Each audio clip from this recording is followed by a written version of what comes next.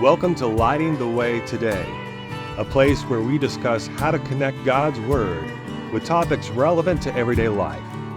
We hope this conversation encourages, enlightens, and inspires you. Enjoy this episode.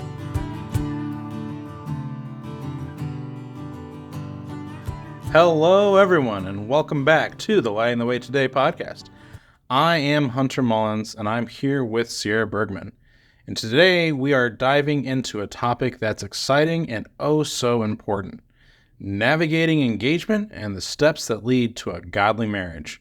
Whether you're single, dating, engaged, or even married, there's something here for you. Right, Sierra? Oh, absolutely. And what's so great about this episode is that it's more than just relationship tips. In this episode, Taylor Thurlow sits down with Reverend Nick Maxon to dig into practical insights and biblical wisdom that can help you lay a strong, God-centered foundation for your relationship. Reverend Maxon's insights are honest, helpful, and truly applicable for anyone looking to build a lasting marriage that honors God. If you're thinking about engagement, preparing for marriage, or just curious about how to have greater success with this major life transition, you're in the right place. Get ready to hear some real talk that'll inspire you and give you the tools to bring God's Word into this important part of your life. And on that note, let's dive into today's conversation. Welcome to Lighting the Way Today. I'm Taylor Thurlow, and today we'll be discussing navigating engagement and premarital preparation. Our guest on the episode has been a minister for 47 years and has a great reputation for premarital counseling. He's been the organist for our Sunday services for the past 36 years. And he's become a good friend of mine, and I'm excited to get to talk with him today and pick his brain on this topic. Nick Maxon, welcome to the podcast. Hey, thanks for having me, Taylor. You know, it's been a real treat to get to share with you about this topic, about navigating engagements. Working with couples who are about to get married is one of the great privileges I've had in serving as a clergyman and minister over the years. And first started doing this when I was dean at the Way College of Emporia, Kansas, which was the college that the Way International had at the time. And then later on, the last number of years, since 1988, in working on staff and working with staff couples who are getting married here at headquarters in New Knoxville, Ohio. That's awesome. So in today's episode, we'll dig into this engagement period. You know, after two people have decided they want to get married, they're engaged, but they're not yet married. And so our purpose is to shed some light on what couples can expect from this time and give them some guidance. But before we get into that, Nick, I thought it'd be cool for people to learn a little bit more about you. So how long have you been married? 46 years. Okay. All right. July 26th. Right on. Awesome. And kids, how many kids do you guys have? We have three. We have a son, Thomas, a daughter, Elizabeth, and son, Donald. Awesome. And you've been doing the organ for us. I know it hasn't been everything that you've been doing for us for the past 36 years. No, I worked in Way Publications for 27 years. Working on publications. That's you've got a pretty interesting past. You said you were the dean, right, Mm-hmm. for the college. You've had a pretty interesting career. That's pretty cool. I'm curious though, where did you learn the organ? Was that like a childhood thing or? Well, I was 16 years old. Okay. And I grew up about 45 minutes from here, east of Piqua. Okay. And the church that I went to was part of two congregations, two small country churches. And there were middle-aged ladies who played the organ for both. And they decided, we ought to get some young blood in here so that we can have some time off. And so we would alternate 1 month at each church because the congregations shared a pastor and they weren't large enough to fill both churches. Okay, yeah. Nothing unusual. Right. And so my piano teacher, who started giving me lessons when I was 9 years old, she was an organist in her church in Fletcher, Ohio, not too far away. So she gave me 3 months of lessons, and she says, this is enough to get you started. And my mom had played organ at the church some too. So between the two of them and the other two ladies, I started playing maybe half the time there for a while when I was 16. Yeah. So that's how I got started on that.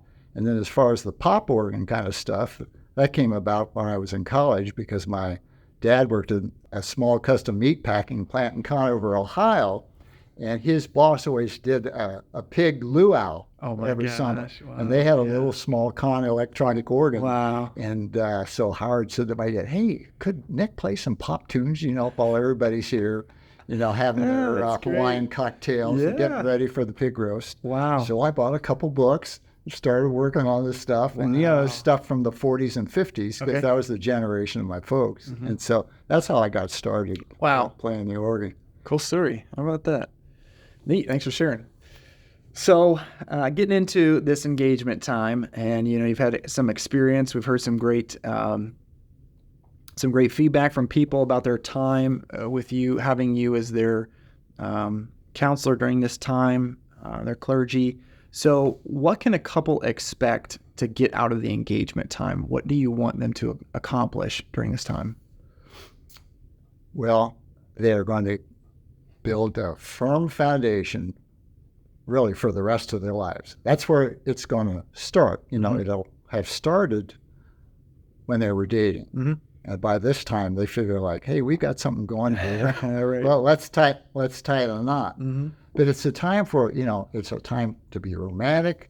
But I think the big thing is just to learn to enjoy being with each other and start working out the things that come up in life. And of course, one of the big things will be figuring out the wedding. Yeah. But what we want to see is that they solidify their relationship with God at the center. And the times that the couple and I spend talking together, the premarital preparation, that's going to result in a great time of growth and learning on the topics that are key to a successful marriage, which we'll get into. And of course, the main thing they want to get out of it is planning the details of the wedding. Right, sure. They're ready to, they're like horses chomping at the bit, ready to get the details of the wedding planned at the beginning. That's great. That's great. So do you, when someone comes to you and they say they'd like you to marry them and go do some counseling with you, what do you get started with first? Is it preparation for the wedding, figuring those things out? Or do you get into counseling immediately? What does that look like? It's kind of like what comes first, the chicken or the egg? Yeah. Well, of course, biblically, no, we know it was the chicken.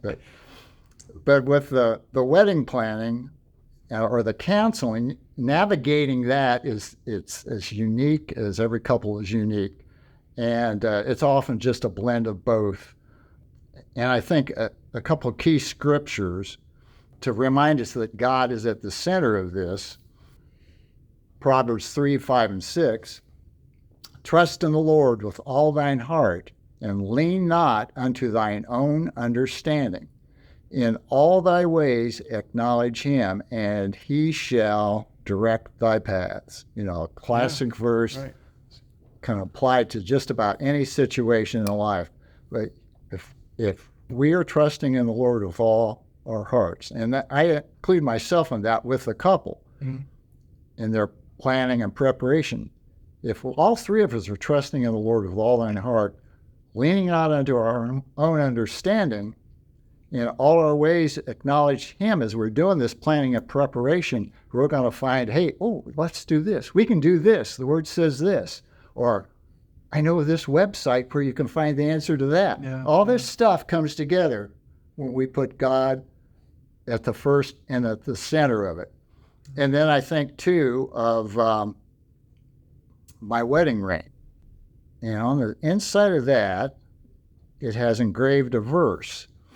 And that is Ecclesiastes 4:12b. And you might ask, well, how did you get that in there, Nick? Nick, how'd you get that in there? Well, when I was dean at Emporia, one of the couples, they said, you might be interested in this. And they showed Diane and me their wedding rings. They had Ecclesiastes 4:12b engraved on the inside. And that is a threefold cord is not quickly broken.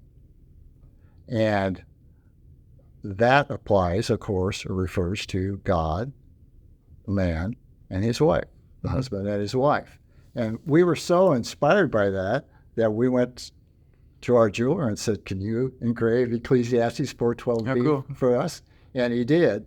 And it was kind of neat because my ring was fairly large, so there was no problem. But her wedding ring had been her grandmother's. Oh, wow. It was a very tiny ring, and the jeweler was able to do that. Wow, anyway. still, Yeah. wow. Yeah. Neat. So I think about that, along with the Proverbs 3, 5, and 6, and this Ecclesiastes 4:12. It's really keeping God first. Yeah, it enables Yeah. us to get down to brass tacks quickly. And it helps me get to know them, too, as we're talking about this stuff. Because, it's my job to make sure that they're preparing for a lifetime that's founded on God and His Word and the Lord Jesus Christ. And I know it's so exciting to get into the details of the wedding, but if we don't talk about some of the foundational stuff first, we can get a little bit off track. Gotcha. Okay. And one of the things I thought about recently, too, from one of the authors that I use, I think Dr. Ed Wheat, he says that marriage, a loving, committed marriage is a function of time and will. It happens over time. Marriage isn't a product, it's a process. That's great. But it's a function of time and will. And that's part of the why of marriage. That commitment puts you on a firm foundation for, hey, we're going to navigate down this straight path that God has placed us on. And when all these off-ramps come up, the devil or Satan is say, hey, go here, go here. No, we're going down this path together till death do us part. Yeah. So all these are just fun kind of things, but serious at the same time that we want to get established there initially. So the couple should really, come to you pretty early on before they get too far into the planning things to make sure, you can see where they're at. And also before they pick their wedding venue and plunk down $1,000 or whatever it is nowadays, because, hey, Nick, we want you to marry us, and this is the date we picked. We've already got the venue, and it is May 27th. And I go, man, that's great, but that's when my daughter graduates from high school. Right. So that's not going to work. So you want to get with your minister, your clergyman first before you get too far. Yeah, because these places, they know how to sell their stuff. Right. Sure. So when you get into the counseling and you're meeting with a couple, is there a kind of set amount of sessions that a couple can expect to go through during that process? Well, there's no magic number, and it kind of depends on how long the engagement's going to be. Sure. Okay. If we've got a 6 months or a year to work together, we can let things breathe and spread out a little bit. But if it's a 2-month engagement, and that happens sometimes, well, then we've got less time. Sure. But we've got certain things we're going to need to cover. And I'd say at a minimum, 4 sessions. But often if we're going to go through a book, like one of my favorites is Laugh Your Way to a Better Marriage by Mark Gungor, if I'm going to go through that, it's nice to have maybe several months to do it. And that's often the case that I've had where the couple is known way ahead when the marriage is, or when the wedding date's going to be. Gotcha. How long were you engaged? 2 months. Okay, all right. So here, I set you up for that, didn't I? All right, gotcha. So that's pretty quick. I don't know if many people could pull that off today. But it's pretty quick. But we met each other in fall of '75, and we're kind of casual acquaintances and friends. Well, she was in her first year of her ministerial training, and I was in my second. Gotcha. And so we didn't connect all that much during that time. But then the last year when she was in residence at our Indiana campus, I was teaching a class on the church epistles, and we got snowed in the blizzard of '78. Okay. So I was there for 2 weeks. Wow. Okay. I guess God did that for us. Yeah. Right. So that's when we started to connect a little bit, and then I had told her at the time, I said, I didn't want her to get her hopes up. I just felt like things were moving a little too fast. But once I got back to Emporia on staff there, every morning I'd wake up, and guess whose face I saw? Oh, yeah. Right? And so by the time she came back for graduation toward the end of the summer at Emporia, well, I knew I was hooked. And so things came together real quick. Gotcha. Well, I guess that was in May. That would have been in May because I proposed May 20th, and then we got married July 26th. Wow. But the thing was, I think the point here is because we were both on the same page spiritually, moving towards the same goal, then I had already completed the training the year before. She was getting ready to complete it. That we knew that as far as goals ahead, we were on the same page. Right. So it didn't take us long. Hey, we both love God. We love this ministry. We love each other. Yeah. We know that love is going to grow, and we'll figure things out as we go on. Yeah. It's work. I think it's really neat because I know a number of couples that I think have very strong marriages with perhaps a surprisingly short time knowing each other, whether that be dating or engagement or both. And I think it goes to show just how powerful it is when you are both on the same page spiritually. When you both have the same goals, you're both trusting in God, you're going to the Word to handle things that come up. You know, it's not like you need to date for 5 or 10 years to figure out every single thing about this person before you're ready to make that commitment and move forward. Because I've seen examples. I just think that's really interesting. That's maybe a little bit not the cultural trend. And as far as engagement lengths, I don't know if you've, in working with couples, made recommendations, but from my own personal experience, I try and push people to have a shorter engagement and a smaller wedding, because it's just, you're ready to get married, get married. If there's things that you need to figure out and plan, or there's extenuating circumstances or whatever it may be, that's all right. But try and get married as soon as you can, and don't worry about having this giant wedding. If you can avoid that, make it simple on yourself, and there will be less pressure, less stress. Amen. So, I vote for that. Yeah. That's my advice for couples, if they can make it happen. And I've seen a number of couples who have heeded that advice and said, yes, we're gonna just trim this wedding down and get married sooner. And they were really thankful afterwards. And I've also seen the other side of it with couples who maybe I'll say took a little bit too much time, or got, I think, into keeping up with the Joneses and cultural trends, and let's have this giant royal wedding, which there's nothing necessarily wrong with that if you've got the means to.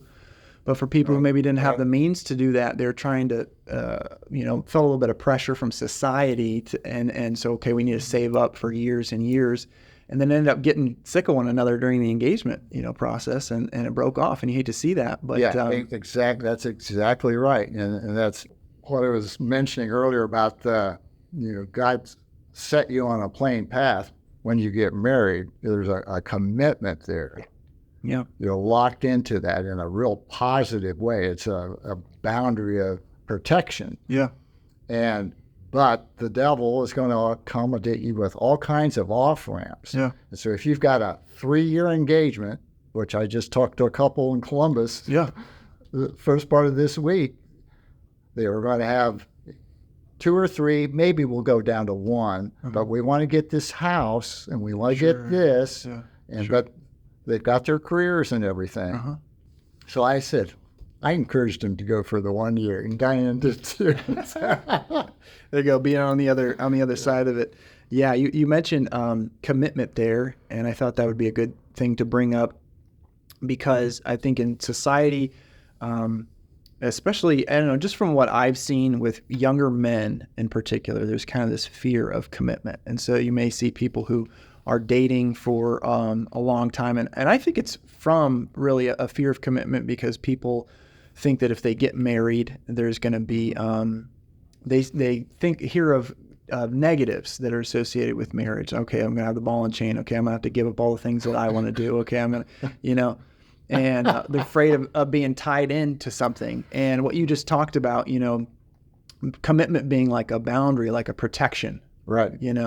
is a really maybe overlooked biblical blessing that God has set up. That commitment really is strength. It's reinforcement that's added into the relationship that helps you weather the storms, of a relationship. That's right. That's back to that statement by Dr. Wheat. This might not be exactly word for word, but it's a function of time and will. Mm-hmm. Over time and will, you bring that commitment to pass. Mm-hmm. Yeah. It's interesting what you say about the FOCOM. Fear of commitment? Yeah. That's a term I made up. Yeah. FOMO. It's a good one. FOCOM, yeah. That's good. Good stuff you come up with. But anyway, I came across a new book by a sociology professor at the University of Virginia. His name's Brad Wilcox. Of course, you can get it on Amazon. You can have it tomorrow if you'd like. And sorry, what was the name of that one? Brad Wilcox. Or what's the name of is the author. Get Married. Oh, Get Married. It's a long title. There you go. It might be a little tough for you to hold on to that, but yeah. 2 words there, Taylor. Exclamation mark at the end of that one? No, Get Married. Okay. Just Get Married. All right. And he's handling what we're talking about from a spiritual perspective, from a sociological perspective, and how really the strength of a society and a culture is based on strong, healthy marriages, because they produce children who are healthy and happy and are successful in life. And rather than the fear aspect of why people aren't getting married, he says, I don't think it's so much that they're leaning away from marriage, but that they're leaning toward culturally what seems to be so prevalent right now, and that's careers, education, and financial success, which ties right in with what you're talking about, that they think, I got to have this, and I got to have this, and I got to have this. Okay, in 3 years, yes, okay. So they may be waiting for education reasons, which is understandable. Sure. Although I had a buddy that went to the same church where I played the organ. He graduated from high school, and he married his high school sweetheart, and they got married right when they graduated from high school. Yeah. And they're still married today, and they had 5 kids, and I don't know, maybe 25 grandchildren. Wow. So again, they didn't have, I don't think they had a long engagement, but really they had probably a courtship through high school. But not necessarily. It's definitely the cultural trend of getting pulled more into material possessions. That's the way Wilcox, kind of in a nutshell, just says, it really is kind of pulled toward. Yeah, sure. Yeah, people are these things but it's so surprising to me to talk to couples who are engaged, and either the future husband has already bought the house or the future wife has already bought the house. Yeah. Mm-hmm.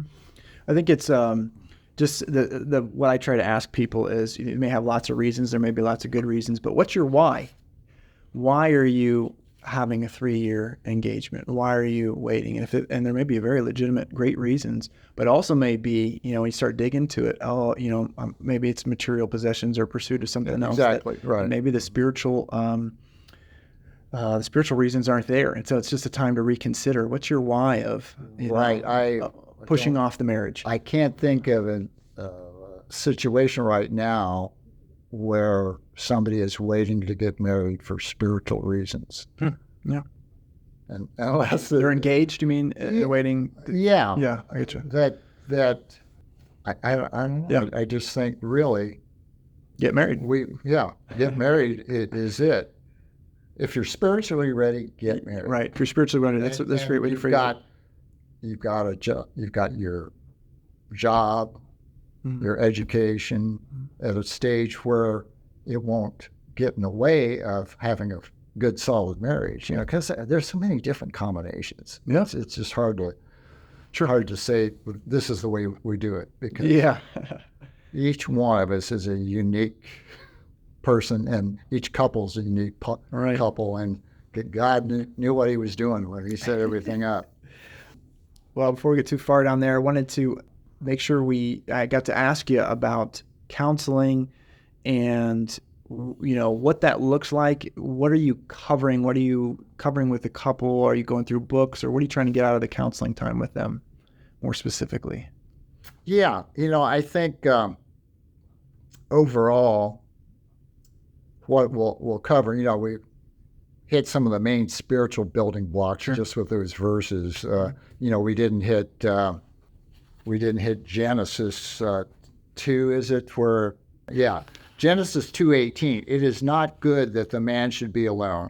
I will make and help meet for him. I mean, that's pretty simple. That's why we've got man and woman. Yeah. We've got scriptures about leaving your father and mother. It's terrific, everything that God's laid out. But I guess the big main topics would flow into three things: communication, finances, and sex. Okay. And communication is probably the biggest, because if there's good communication, the couple is not going to have insurmountable problems in finances or sex. Oh, okay. Yeah, that's a great way to look at it. Yeah. And I think every husband and wife know it. If they're not clicking together on the financial, and they're not clicking together on the communication, they're not going to be having good sex. Yeah. So it's all rolls together. Yeah. Gotcha. So on communication, you said that's maybe the biggest one. How do you break that down, or how do you have that conversation with couples? Yeah, there's a lot involved in communication, and people get their PhDs, in the field. But I start off by giving the couples a questionnaire, and in that, it's designed to build their believing that, hey, I picked the right person here. Cool. I see why I have picked this gal, or I see why I have picked this guy, because I'll ask them, and I give them each the questionnaire, several pages, and they'll fill it out independently. Then they'll compare notes, and then we get together, and then I ask them to go over some highlights, things maybe they've discovered about each other that they didn't know. But for example, I might say, you and Andrea, I'd say, list 7 qualities you had in mind that would be desirable in the person you would choose to marry. And so then you see the list, and you can, it just builds great believing that, oh man, I see why I love her so much, or why she loves me so much. Another good one is list 10 reasons which led to your decision to marry your fiance. This may include attitudes, personality traits, physical attractiveness. And then another one is list specific goals for your marriage. That can be a real eye-opener. Yeah. And also going to be a real eye-opener if one of the goals was to live in France for 10 years. And ain't no way I'm going to France. But all this stuff is to kind of eliminate possible stumbling blocks once the couple gets married. You're right. Okay. Things they wouldn't think about maybe talking to each other about on a date. Yeah. But if they come up here, then they go, oh man, we're really on the same page. Or, hey, we've got this together. Another area is on the finances. Yeah. How much do you think you need to run your household each month? Taylor puts down $1,200. Andrea puts down $2,800. Right. Then the two of you leave our living room and go figure it out. All right. Yeah. But get the conversation started. Get the communication. Get the conversation started, and how many times a week should we go out to eat, or how many times a month should we go out to eat? How much should we spend in that category? That can be real eye opener for couples, and it's a lot of fun too. You can make a game out of it. Yeah. Well, I like this. It's it sounds like it's work. You know what I mean? But it's getting couples prepared for. You can't just kind of glide into marriage without doing any preparation, any work beforehand. Yeah, that's interesting you say that, because a couple that I had married here at headquarters, this was a few years ago, and they said, hey, Nick, we were talking about so-and-so, they're planning on getting married this spring. And we said, hey, have you thought about asking Nick Maxon to marry you? And they go, oh, no, we hear that he works his couples too hard. And they laughed because, they had the counseling with me. Yeah. And they knew that it would work for them. But I got kind of, like, that was a compliment. At first I thought, well, yeah, but no, that's really, you get out of anything what you put into it. Right. Yeah. You're preparing them for it because marriage is work. It's a process. You got to put in the effort. So same thing with the engagement period. I like that. So any other, maybe surprising questions in that questionnaire? I think one of the things it can give some insight onto handling disagreements, and a number of the books that I have recommended over the years, Gary Smalley's Hidden Keys to a Loving, Lasting Relationship. Mm-hmm. That one specifically, he gives a lot of keys to how not to tick your wife off. Yeah. Because he was a minister, but he was putting everything first except his wife, and she was not blessed with him, and rightly so. But he gives so many examples in his book about what not to do because of what he did, that it's very easy for couples to apply the principles. One of the things is just listening keys. Like when your wife says something, you really focus and you listen, and she makes this statement and you restate it. So, like you're listening. I hate going out to eat. Now, okay, you said you hate going out to eat. Yes. Well, what do you mean by that? Well, I don't really hate going out to eat. It's just there's no good restaurants around New Knoxville that I enjoy going to. What are you talking about? What are you talking about? But you see, you ask her to restate it, and then you may go, or you may think, what do you mean by that? Mm-hmm. So you can go back and forth, just listen to her, and put the remote down, shut the tube off, and see, we used to have picture tubes back in my day. There you go. That's where it comes from. Nice. Put the phone down. Right. Yeah. And another one that he talks about is the SALT principle. Sometimes, you don't want to talk about something as a husband. She doesn't want to talk about something as a wife. There's something bugging. Yeah. So let's put it this way. There's something you want to talk about, and you don't feel like she's going to be receptive to it. Let's say maybe something on budgeting, and I'd say to Diana, oh, gee, I guess I probably should bring this up, but maybe now's not the time. And Diana would say, well, what's that? Let's do it another time. I just think maybe it's not worth getting into right now. Well, what is it? Well, this thing with the cable, we talk about what level. Oh, yeah, let's talk about it. I may ease into it that way, but if I say, I think we need to cut off the cable, and she goes, well, then I won't have my me TV. Right, you see how you can kind of ease into things sometimes. So the SALT principle means you salt the person's salt the water. Gotcha. Okay. You can lead a horse to water, but you can't drink. You can lead a horse to water, but you can't make him drink, but you sure can salt his oats. So that's the background of that. So that brings up something. You mentioned a couple books since we've been talking. Do you assign a book to them, when you start counseling, or do you just mention different books that they should refer to? Yeah, I'll usually come up with one. Okay. Like I said, that Hidden Keys to a Loving, Lasting Relationship, which is another one that's easy to find. I've used that over the years, and his incidents are pretty timeless about just the, men think one way, women think another way. I've enjoyed that one. There's a newer one that's been out a number of years now that I think's been very popular among the ministers here to use with their couples, and that is, Love and Respect by Emerson Eggerichs, and that's Eggerichs. And the subtitle on that one is The Love She Most Desires, the Respect He Desperately Needs. Now, Smalley covers that from a little bit different perspective, but that goes back to Ephesians 5, which lists 5 directives no, 8 directives to the husband and 2 to the wife.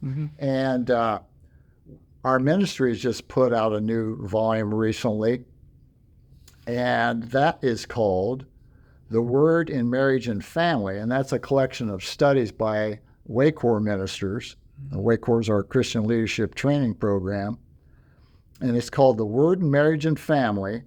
And one chapter in that I really like is called Practical Keys to Family Unity, because it covers those 8 directives that are in Ephesians. Oh, cool. And also the 2 to the wife. And I'm pleased that that's in there, because those were first handled in Away magazine back in 1992 by Reverend Eric Kinderich, where he covered those in depth in that article. And now that is covered in one of their studies in this new volume. So I think that's a really terrific one. The Word in Marriage and Family. And folks can get that at store.theway.org.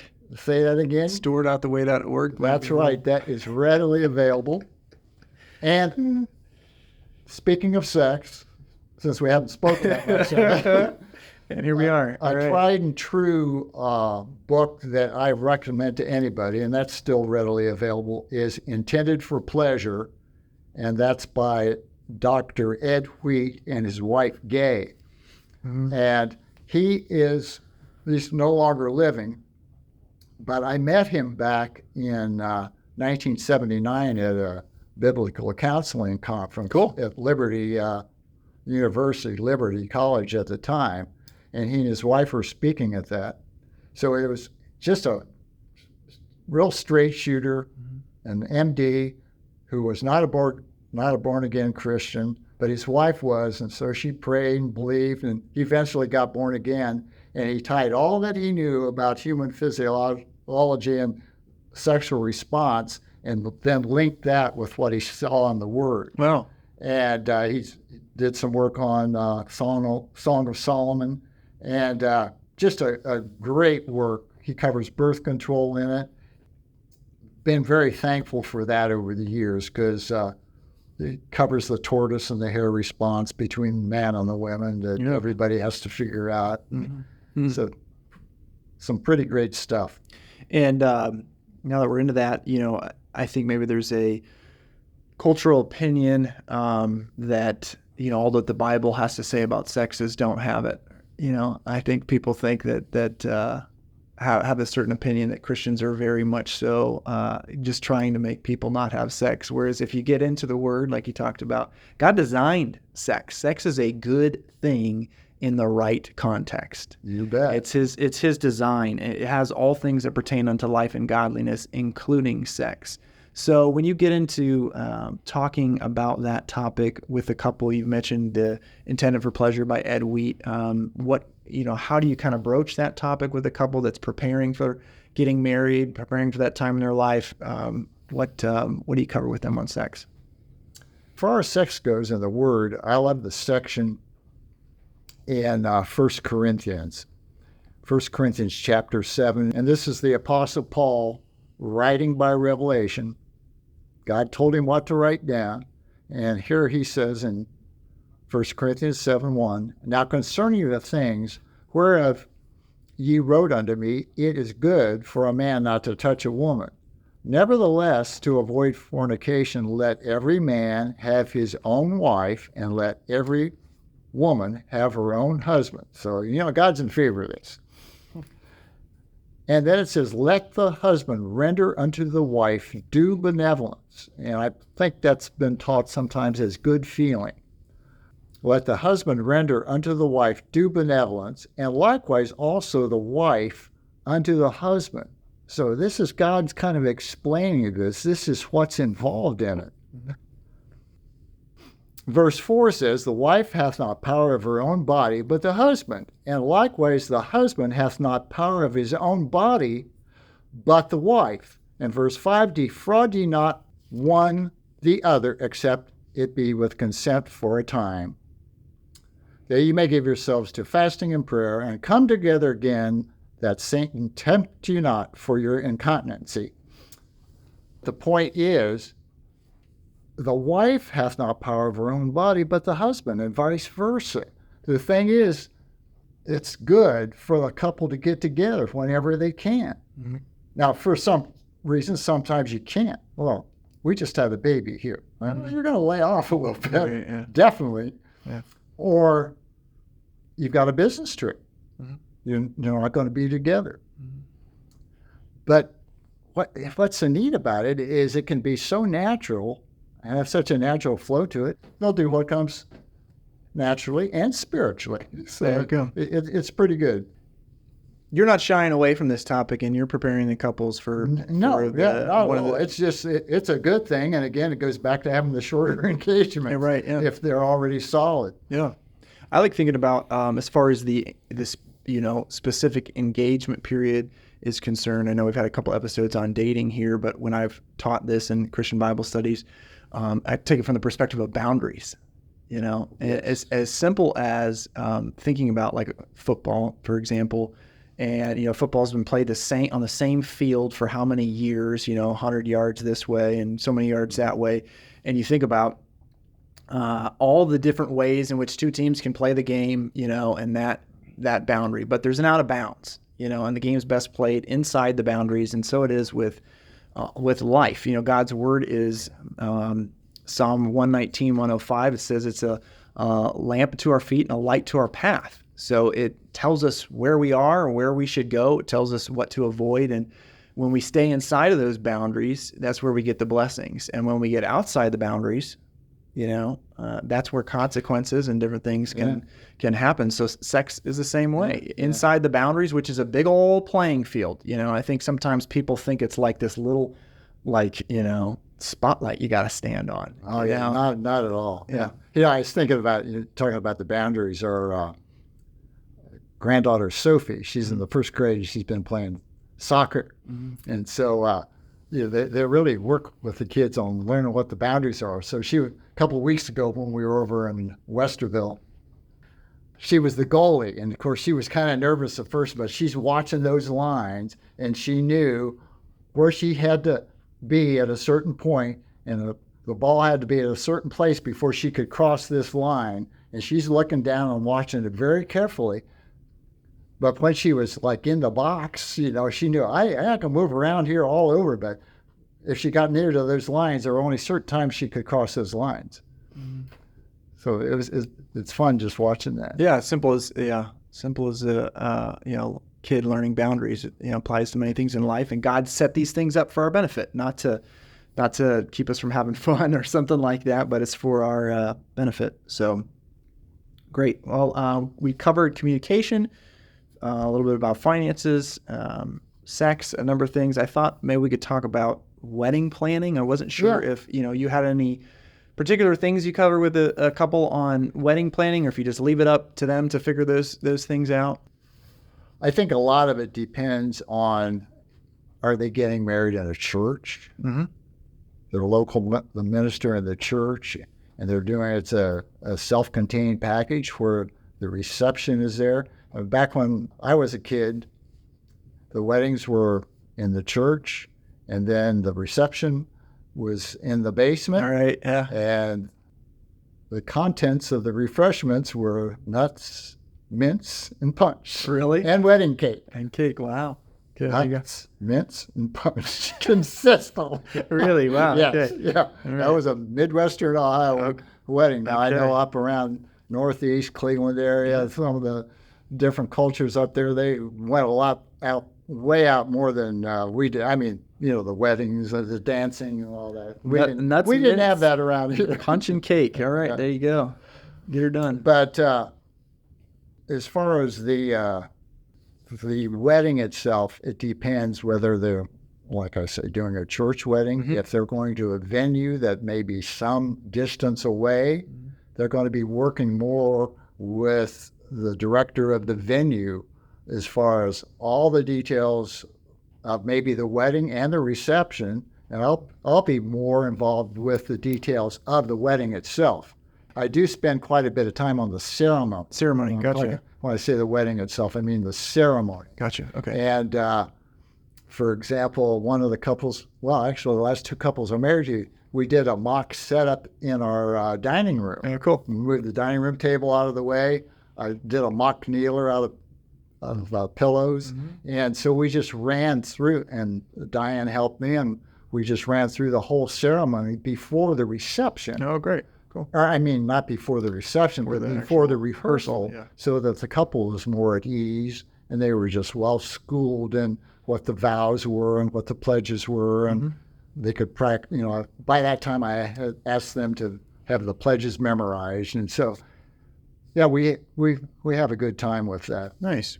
I think there's a lot of websites out there nowadays that can help people plan details or figure out timing. Oh, yeah. How much time in advance should you be booking this? Or, very definitely. I happen to be looking at The Knot and Brides, two of them, and they were both very similar, but they talked quite a bit about what's the right length for an engagement. Yeah. The average length, like 12 to 15 or 18 months.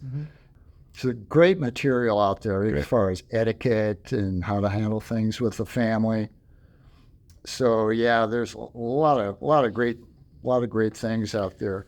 But it's, a lot of that stuff is up to the couple to plan the details. You're handling the ceremony, and one thing that I think can happen during this period is the excited parents, perhaps, especially if it's like the oldest kid or the first kid getting married, baby parents getting heavily involved or trying to get involved in wedding planning. And I think that's a great time to practice the Genesis. Leave your. Can you find that real quick?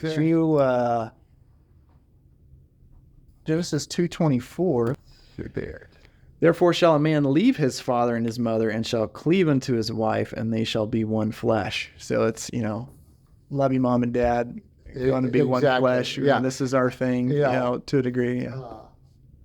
Diane and I recently stumbled across Everybody Loves Raymond. The hit comedy from back to the late 90s, early 2000s. I just love it because it's just such a rich blend of what it is and what it is not. Right. Part of the time they're doing it right, part of the time they're doing it wrong. But the main example of where they're doing it wrong is mom and dad are right across the street. Right. Yeah, and they come in at any time. Right. Yeah. And it's just some real enjoyable stuff. Yeah. That plenty of examples on both sides of the coin. Yeah, right. So the couple may have to say, okay, mom and dad, this is our life that we're, so putting together, and this is how we'd like to do this. Let me hit, just because I think I can do a better job for you, as far as the scope of the counseling. Okay. Initially, we're going to need to set a wedding date. Yeah. Choose a location, when the time of it's going to be. And we've already talked about the spiritual significance. But also these counseling sessions, we want to set up a schedule. And, we've talked about having a good book to maybe work through. I feel like that does so much of the work for the couple. Rather than me sitting there, they can do a lot of the work themselves, and they start building good habits as far as developing their communication skills. Right. And then maybe at a later session, we talk about etiquette books, or nowadays it just may be a wedding website that you go to, the budget for the wedding, or even little things like the people who are going to work at the wedding and help out, and you're going to do a little gift for them. I mean, there's quite a bit of things that, that's aside from maybe what the venue does if it's not at a church. And then also later on, we'll get into what's the best man responsible for, what's the maid or matron of honor's responsibilities, and of course you get into seating charts. That's always a big one. Oh yeah, I think that's a big one. Seating charts is a really big one, especially if you have multi-layered families. Yeah, sure. So, there you go. Well, Nick, I think we've covered the gamut on a lot of these things. Covered a lot of aspects of navigating this and helping couples to prep for this time, this exciting wedding that's coming up, the start of their marriage. Is there anything else that you wanted to cover, that you wanted to exhort these couples that are going through this with? Yeah, I just think, I keep thinking about that time and will, having the will, you've got that commitment, and then you have the will to carry it out because you know God's at the center of it with a husband and a wife. And I think about a while back, Diane and I were walking around the block in New Knoxville, and our blocks are pretty small. It doesn't take too long to build around one of them. There's like 3 of them, right? Yeah. But she said, I remember she said, you know, I really wish that we had met when we were younger. And, you know, we got married when we were 30, and I think we met when we were 27. Mm. She said, yeah, I wish we'd met a lot sooner than we did. And I said, well, why is that? She says, because we just would have had that many more wonderful years together. Mm. Yeah, I thought that was really sweet, but then I think about, you know, people getting to know each other and stuff. By the time we were 30, we were more spiritually mature, and I was at the point where I could be a good husband, and she could be a good wife, and obviously it's worked. And so, you know, again, it just goes back to Proverbs 3, 5, and 6. That's what really helps us navigate the engagement period and also our marriage. And God's timing is something else. Yeah. And you trust in the Lord with all your heart, and you just never lean to your own understanding, and He's going to direct your paths. That's great. Awesome. Well, that's been really a treat. Really appreciate your insight, Nick, and it's been fun doing this episode with you. It sure has. I sure appreciate your insight. I've learned a lot as we've gotten ready to have this conversation. Awesome. All right, folks. Well, that's the episode for today. God bless you. Have a good one. What a wonderful conversation that was, and I want to express my thanks to Taylor and Nick for having it. They really broke it down, and I loved how Nick shared both the biblical perspective and practical advice that bring clarity and direction to navigating engagement God's way. Oh, for sure. I totally agree. I mean, there is so much to take away from this conversation. And for our listeners, if you want to keep exploring this, there is a resource that was mentioned during the episode that we highly recommend. It's called The Word in Marriage and the Family. There's the chapter that lists the 8 responsibilities of a husband and the 2 of a wife that are found in Ephesians 5, and there is much, much more in this resource. There's a link in the show notes so that way you can dig deeper into this wisdom and put it into action in your own relationship. Well, listeners, thank you so much for joining us today. If this episode encouraged you, please share it with someone who might be blessed by it. And be sure to stay tuned. We have more great conversations coming up on topics like marriage, raising a family, and so much more. Until then, we'll see you in the next episode of Lighting the Way Today.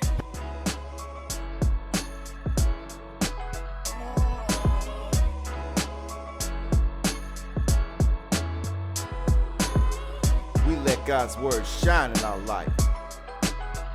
He lights the path. What a show. That was God's word in conversation, nothing but the truth. A podcast backed up by biblical proof. And the show keeps rolling, can't miss the next edition. What's happening next? Turn it up and take a listen. Nobody's going to be the same way all the time throughout a marriage, but it just gives room to grow, but you grow together. You know, I think of initially, I always thought, well, marriage is like 50-50. In fact, I used to hear that, 50-50. Well, I learned that it's 100%. For us, we call ourselves Team Lomax. You know, we think of ourselves as a team. And what would a team do? A team supports each other. The team gets in there and maybe make a play when the other one can't make a play. It's not a not dogging each other, but continuing to support, to encourage, to elevate each other. So each one of us achieve more when we're committed to giving 100%. Thanks for listening to Lighting the Way Today. Join us next time as we discuss biblical topics, letting the Word of God light our way in life.